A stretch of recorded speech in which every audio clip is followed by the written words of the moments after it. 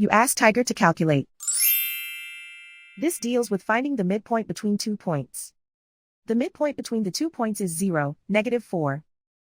Let's solve it step by step. Plot the 2 points and calculate the midpoint using the formula. The coordinates of point 1 are x1 equals 6, y1 equals -4. The coordinates of point 2 are x2 equals -6, y2 equals -4.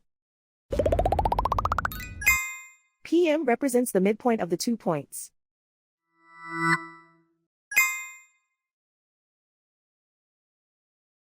Use the x values in the midpoint formula to find the midpoints x. x1 equals 6.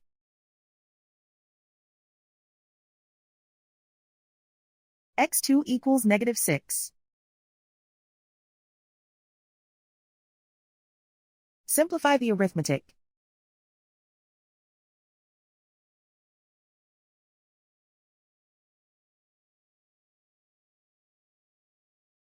Use the y values in the midpoint formula to find the midpoints y. y1 equals -4.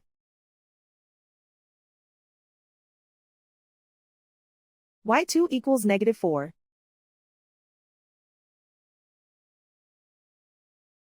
Simplify the arithmetic.